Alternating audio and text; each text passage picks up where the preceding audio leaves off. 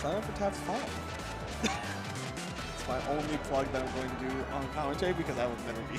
Can you move your mic a bit closer? I can barely hear Yeah, you. no. I was definitely just like plugging Tabs 5 there for that because we had MSP on the screen. But now we have two other people on the screen. We have Wisp and Kobra. Kobra rocking the LP tag. Yeah, sponsored by LP Sports. Oh, okay. I don't know if that is what the I don't know if that was what it was called, but I'm assuming that is what it is because it sounds exactly like what it would be. But we are LP Sports has quite the representation at this event, right? They're sponsoring Cheesy, I believe. They're sponsoring Soul Rifle, I believe. Soul Rifle, even though Soul Rifle's already sponsored, you know. Word. Shouts to Nevermore. We've got Cheesy, Kobra, Kusi, and I believe that's it. No, and Soul Rifle, like you said. So I believe it's those four. Okay, so yeah, we're gonna see how well that goes in game one here. Raster Clarence seems like a bit of a dangerous matchup because again, like Tippers, obviously dangerous, but also just Raster in general is dangerous, but 100% right now. Oh my god! This is one of those matchups where I hear both sides complain endlessly and insist that their character loses super hard. I feel like Clarence will come around to the idea that it is kind of at least a little closer to even. You just need to have the matchup experience and knowledge to be a little more confident in your neutral. Because that is kind of where it comes down to. Like, you don't want to get caught off stage, obviously, because you are Clarence. Being off stage against a character with a down smash that will spike you and kill you maybe at like 40 is not great. But you are also Raster, who dies at like 70 to a solid kill from Tipper off the top. So. Yeah. And again, like Wisp playing a fantastic neutral right now, up 70% and then some. Great spike. Oh my god, and just keeps it going. Oh, he just Cobra's came gonna down land with the that clap. forward clap. Okay. That's a little surprising. Okay. I mean, any sword move would have stuffed that out, but hey, if it works, it works. Yeah, I mean, sometimes you just gotta call him out. You just gotta. Oh, that almost was a second stock. Oh, I was thinking we might see like an up smash there. That probably could have killed. All right, not gonna slide in with the Dacus. Great avoidance on that down air there. Those are super tough to work your way around. Wisp is also another tri-state, I believe, player. Ooh, dashes out of the way to dash tech, gets that Timber down strong in. Oh, and Wisp is gonna run so far away that he runs off stage. Yep. Little sus. It's more than likely to wear out the invuln, but still, like, only taking 17% for that. Any extra credit right now is huge against a character like Raster, because you do not want to have to deal with those reset combos. Because right now, when you're at like 135, Raster's going to be struggling to find those skills. Definitely. I feel like waiting out invul is a game state that folks don't talk about enough. Yeah. Because it only lasts a couple seconds, but it can be really game defining. I mean, you essentially respawn in advantage state, and that's pretty big. Yeah. And so to play against that, you're trying to run down that clock. And what does that mean in practice? It means you're putting yourself continuously in sus position after sus position. Whether you're in the corner, whether you're in the air, sometimes you might even go off stage. But whatever it takes to just stay as safe as possible. It's a little ironic. Yeah, speaking of, great DI out there, but the down air spike, like I mentioned earlier, that down air spike is basically a death sentence. If you're that low as Clarence, you can't get your up B started, that's it's dunzo. Makes sense. It's very tough to get back from that. You can try and wall tech, but Raster can just kind of keep doing it over and over and over, rinse, repeat. Eventually, you might be able to invincible air dodge through it if you get high enough, but it's such a tough spot to be in that you could very easily die. We're gonna see Wisp go to Treetop for game 2. All right. It's an interesting choice. The sword will take up more of the stage. A lot of the risk reward of mobility versus sword moves comes down to how much space does the sword cover, and from how much of the stage can my opponent whiff punish me if I miss. That's what the risk reward comes down to. And I can see this sort of small stage working out, although the platforms kind of work to the whiff punisher's benefit. At least the left one does. Right one might be a little bit high. Yeah, going to see an invincible, we're going to see a wall tech slipstream as opposed to a wall tech back air, which a lot of people say is a much better option for Aster. We're taking that first stock very cleanly, only 36% right now. Yeah, one thing I see a lot of Asters do is invincible wall tech back air because it's so big, it's so fast, it's disjointed. It basically forces your opponent back off the ledge like immediately. It's like when Maples do wall jump back air. You know? Absolutely. I mean, it's tough to hit. I mean, the iframes you get off of wall tech really just completely change that situation. You get something a little, tiny bit more akin to a melee ledge style situation. You can pull off your wall jump ledge dash. You can pull off your aerials, whether it's a fast destroying aerial like back air, or maybe just a kill aerial straight up, trying to threaten that. Here we go again. You get a lot of options once you have a little bit of invincibility to work with. Yeah, we're seeing this sort of very methodical rinse-repeat edge guard. And again, Wisp, despite being down, even in stocks, takes the lead once again. Just forcing Kobra on the back foot as often as possible. Every edge guard has basically converted into a stock. Like, Wisp's main goal seems to be just to get Kobra off stage and then kill him for being off stage. You are not allowed back onto my stage. Yeah, and that's a hard thing to accomplish versus that character. Yeah, against a character like Raster, it's a dangerous endeavor, unless that happens. Yeah, Raster generally known for the recovery mix-ups, but the up B from Clarence just covers so much space it can be really hard to work around. Ooh, went for like a falling up air, but that dare spike again coming in clutch. 63% on Raster though is dangerous, and no slipstream for a good like 5 or 10 seconds. Wisp can make something huge happen here. He gets it back. Oh, slipstream now on deck again. Unfortunately, Wisp wasn't able to really capitalize during that time. Kobra playing a very good runaway game. And the tipper fair. Yep, that's going to send back off stage. I don't think Kobra... Oh, does make it back. These wave dash backs are giving Wisp so much mileage. Again, just baiting out those little whip punishes and then baiting out those little moves and then just punishing. Pushing off stage as much as possible, but Kobra's not going gently into light. Oh, looking for those up air juggles, but Wisp is going to intercept. Oh, not going to kill off the top yet. But that back air will. Honestly, I think regular forward smash might have done it at 150, but hey, you know, tipper back air, really tough to DI. And it did feel like the stage really worked out for him. Overall, Kobra had a much harder time running away. I thought we were running it back for a second. I was about to segue into that, like, masterfully, but we're at one apiece. Yeah, and I'm expecting to see essentially the polar opposite of a stage pick here. Something really big, something that gives Raster a lot of room to really stretch his wings and fly, you know? Yeah, I think we might honestly see a stage like Frozen, we might see a stage like Blazing, we might see like even Spirit Tree, Jules Veil again, Forest Floor. That surprises me. There's a decent bit of space, but the counter for the Force Field coming out immediately. Honestly, like, it's a way to deal with it. I mean, that happens. Okay. Raster can't make use of his speed boost if he throws it that way. Yep. He has to throw it the opposite direction, which means he can't use it as an approach tool. But so this was Raster's counter pick, right? This is Kobra's counter. So how do you feel about this from Raster's perspective? Like, why would Raster want to take Clarence here? Honestly, it's I think the small side blast on small upper blast ones might make killing a little bit earlier, a little bit easier. I mean, the same can be said for Clarence, obviously, but Wisp has been playing a lot more neutral and a lot more edge guard oriented versus a lot more kill confirm based. As I say that, dash attack tipper into tipper up strong. You can curse me in a good way by showing us that you have the skills like that. And okay, we're back off stage yet again. Oh, gets attacked pretty low though, but that tornado is going to intercept. But Wisp still getting a counter hit. Wisp is basically any spare hit at this point is fine by him.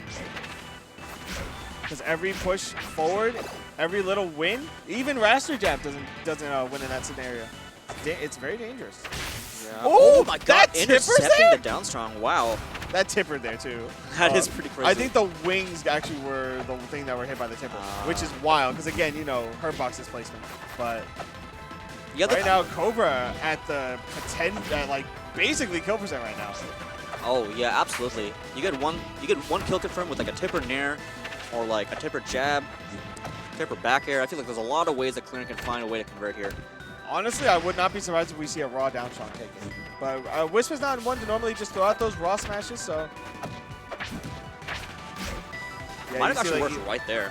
Yeah, but that's what I mean. Like yeah, there you go, tech chase into the down strong, gonna take that stock. Again, only 23% right now on Wisp, and that is huge. But as I say that, 5 backers coming out from Kobra, and a huge. Oh, that Miss Straw is gonna be big though. What can Wisp get off it? Oh, Wisp got a single hit and is back getting combo killed off the top with the clap.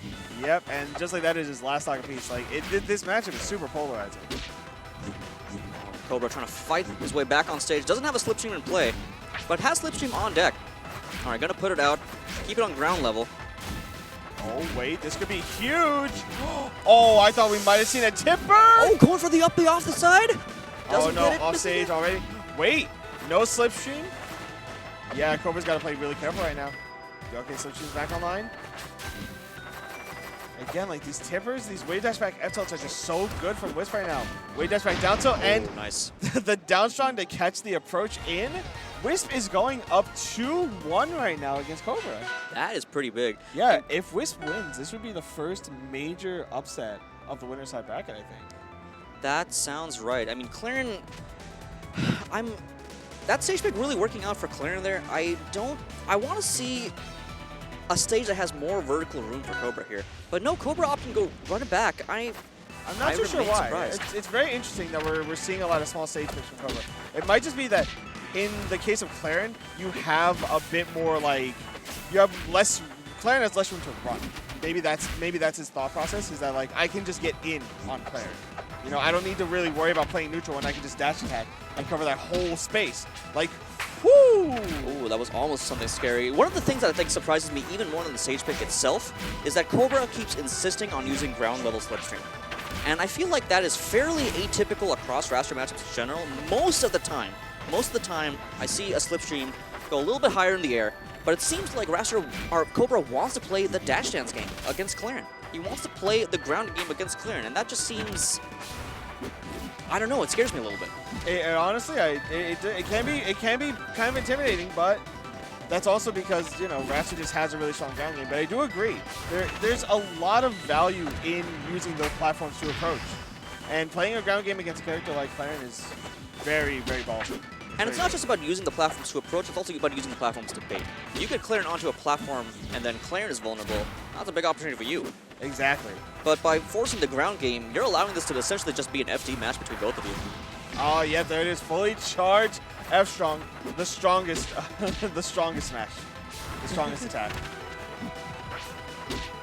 Oh, Kobra getting these combos in. Wisp trying to create some room. Oh, gets the down tilt from the corner. Yeah, we're seeing a lot of down tilts just in general, just covering so much here. I would love to, maybe as the set progresses, we might see Kobra do a little less jab checking and a little more waiting on those parries. Because again, like a lot of those down tilt check chases, he's jabbed, not really waited for the parry that we do see coming like almost every time, like preemptively. I mean, it does definitely, like, when you get this far in a set, it can be very tempting for both sides to start getting a little bit antsy. That's also true, you're right.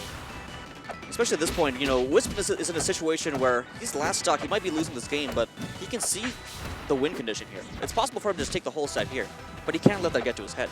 Yeah, if you don't want to look at the trophy. Right, if you start trying to force the issue because you know that win could be in your hands, it's definitely not going to be in your hands. Oh, wait. Slipstream is online. Doesn't touch the ground, though. That whiffed, but no, the down strong's not going to do it. Kobra getting one more chance at life. Oh, but the down strong's going to do it. Last stock, potentially Kobra's winner side stock on the line right now if he can't close out this and bring it to a game 5. Oh, and Kobra opting to rush down, getting the parry on the up B. Unfortunately, not able to clinch out the edge guard, but picks it back up. Ooh, and that's going to be off the top. That killed? Yeah, if you DI in on that, that is super dead off the top. Damn. Yeah, and just like that, we have a game 5. 2 apiece, but as with game 5s, game 3 winner does get counterpick advantage. So we're going to see the game 5 set on Wisp's counterpick stage, which is, I think, pretty important. Wisp might just go back. I mean, that stage is super banned now. I mean, he won on it, Kobra won on it. That stage is gone. Unless they jump into it. like a DSR thing. I mean, we're going to Tempest. That is surprising.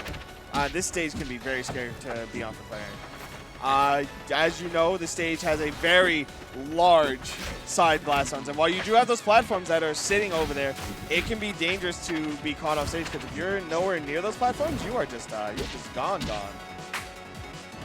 So we're going to see a lot of like really controlled like ground game, I think, coming from both these players. Like that's kind of been the emphasis of the whole set, though. And I guess, you know, if both sides want to play a very ground-based game, the fact that Claren can get those really strong jabs and down tilts from the side platform to protect herself while she's on those platforms can go a long way. Yeah, what I fear more is if Kobra starts to take a more aerial-oriented approach.